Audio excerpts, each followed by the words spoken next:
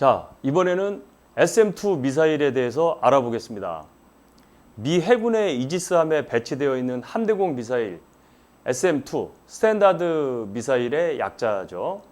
이지스 전투 체계에서 단골로 쓰이는 무장인데요.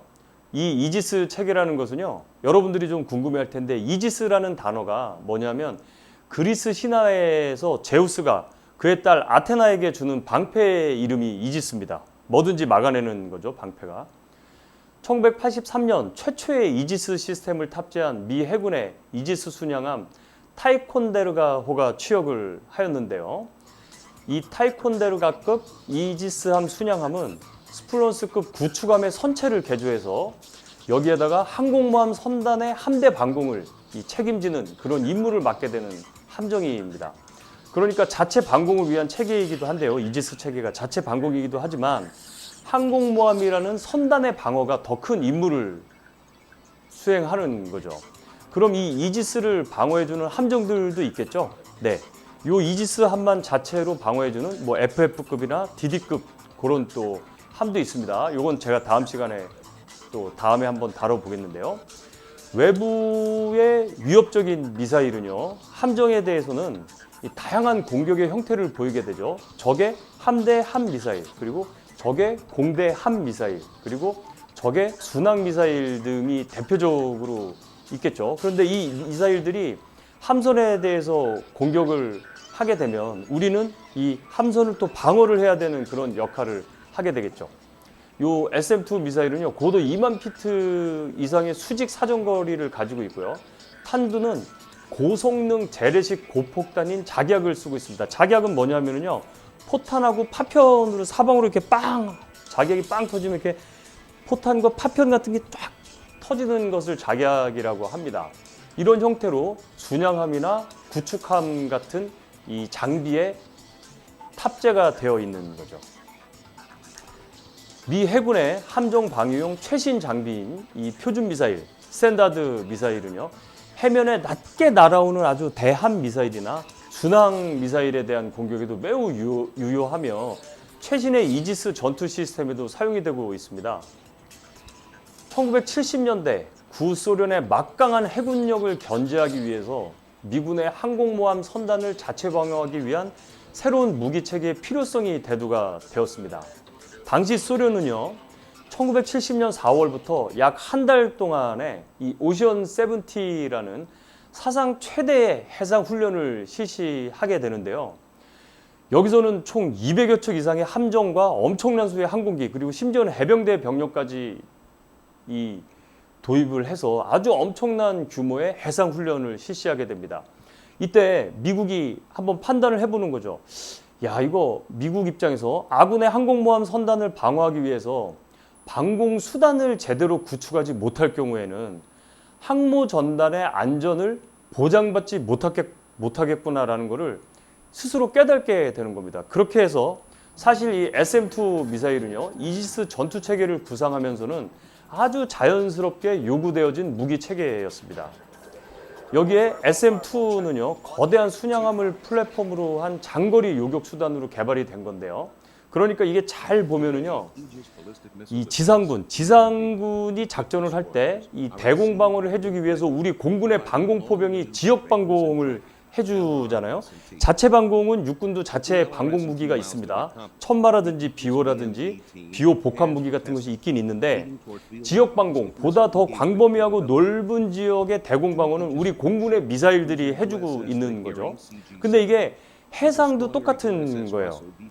항모 선단을 방어하기 위해서 이지스 체계가 있는 거죠. 그리고 SM-2 미사일이 바로 그 역할을 해주는 겁니다. 마치 지상군을 방어해주기 위해서 공군의 방공 유도탄이 그 역할을 하는 거랑 굉장히 비슷한 개념입니다.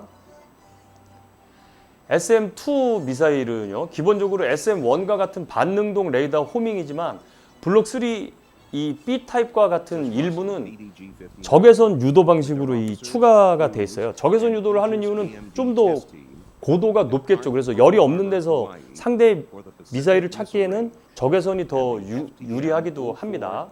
요거는요 미사일의 특성 때문에 그런 거예요. 명중률을 향상시키기 위해서 추적 유도 방식을 개선한 형태가 되겠습니다.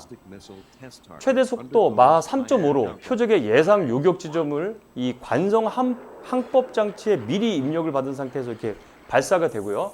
발사된 후에 함정으로부터 데이터 링크를 이제 받게 되는데요. 함정의 데이터 링크 신호는요. S밴드가 있고 X밴드가 있습니다. S밴드는 이지스함의 AN/SPY-1 스파이-1 레이더에서 정보를 받고요. X밴드의 경우는 NTU, New Threat Upgrade 전투 체계가 있고 그 다음에 APAR이라는 게 있습니다. 액티브 페이스드 얼레이 레이더인데요.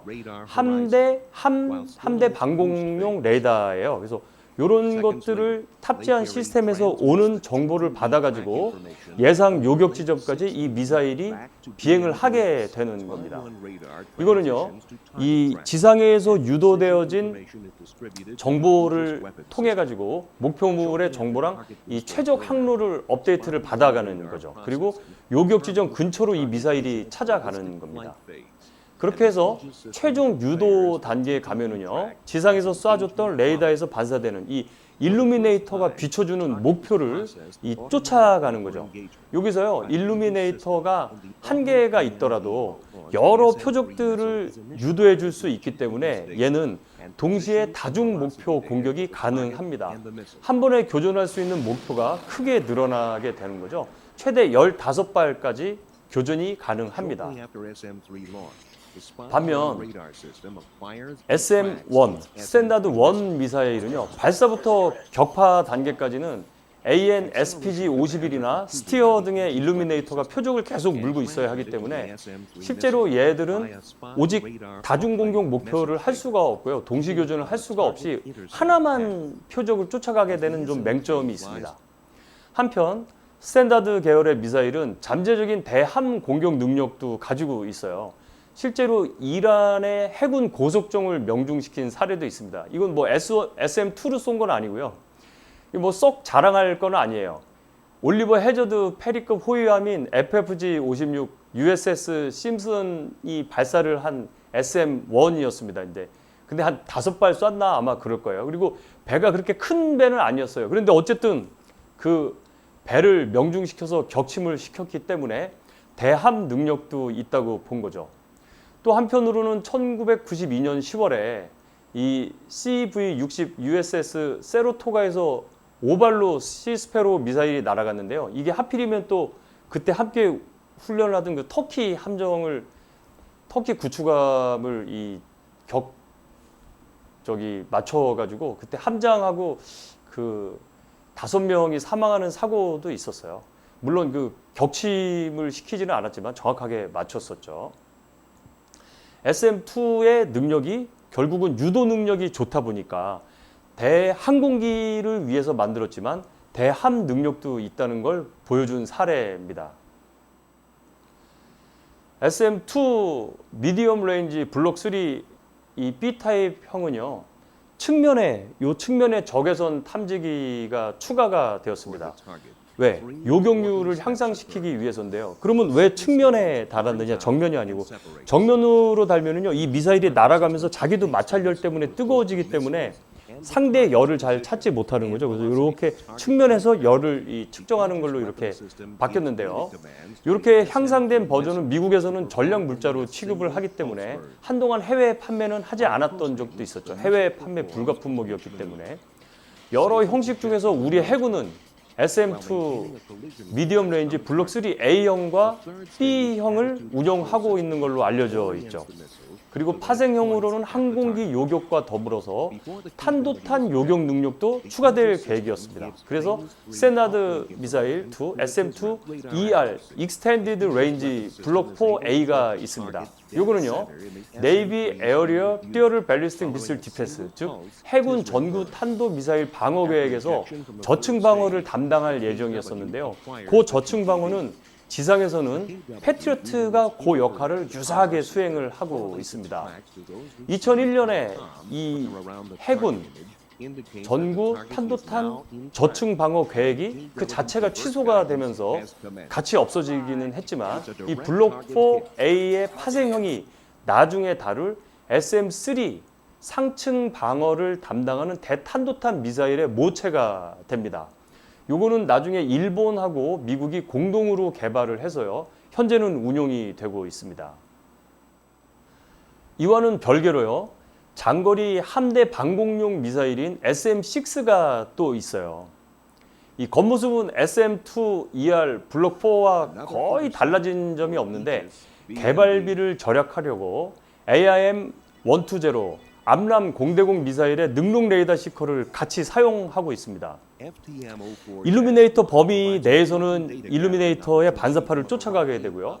이게 사정거리가 240km에서 월등히 더 나가기 때문에 이 일루미네이터 범위 밖에 위치한 목표에 포착을 하기 위해서 이렇게 별도로 암람 시커를 단 거죠. 얘는 SM6는요 240km라는 긴 사정거리를 가지고 있습니다. E2D 조기 경보기의 고속 데이터 링크를 통해서 초수평선 표적으로 유도될 수가 있고요. 초수평선 표적이라는 건 뭐냐면요. 아주 멀리 있어가지고 지구의 공면 때문에 잘 탐지나 포착이 안 되는 해수면에 아주 이 붙어 있는 초수평면에 있는 표적도 타격을 할 수 있다는 거죠. 왜요? 이 E2D 조기 경보기는 그만큼 또 고도를 취하고 있기 때문에 가능한 겁니다. 우리 대한민국 해군도 현재 도입을 고려 중에 있는데요. 얼른 도입했으면 좋겠네요.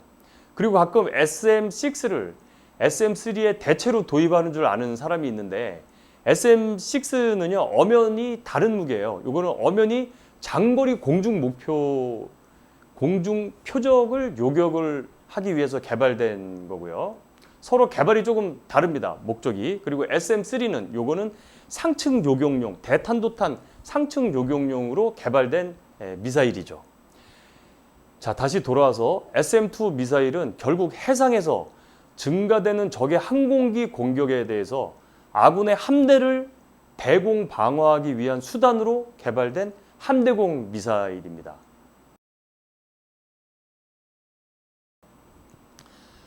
네, 이게 계속해서 사정거리가 늘어난 것도 맞아요. 그것도 의미가 있지만 사거리와 함께 무엇보다도 더 의미가 있다면은 유도 능력의 향상이 있습니다. 요 시커를 요 측면에 달아가지고 유도 능력을 향상시켰다는 것이 굉장히 의미가 있고요. 왜? 적의 표적의 추적 능력이 더 향상됐으니까. 그리고 SM2 버전은 여러 개가 있습니다. 뭐 SM2MR이 있고 SM2ER이 있고 뭐 SM2 이런 게 있는데 요 요격률이 조금씩 달라지는 이유는 일부러 감추려는 게 아니라 미 해군에서 밝힌 자료와 몇몇 그 연구소에서 밝힌 자료가 조금 다를 수 있습니다. 왜냐하면 각각이 실험한 환경이 다르기 때문에 그런 거지 뭘 일부러 감추거나 아니면은 성능을 과장하기 위해서 그렇게 하는 것은 아닙니다. 조건이 조금씩 다르기 때문에 그런 거죠.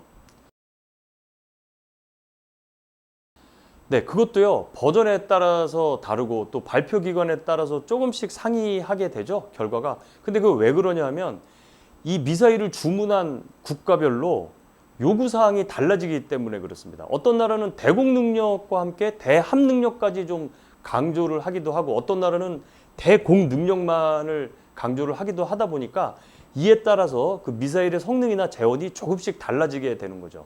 그리고 요격률은요 조건에 따라 또 많이 달라져요. 미 해군에서는 실험 조건과 실전에서의 적용이 아무래도 다르겠죠. 그러니까 결과값이 아무래도 조금 차이가 나게 되는 겁니다.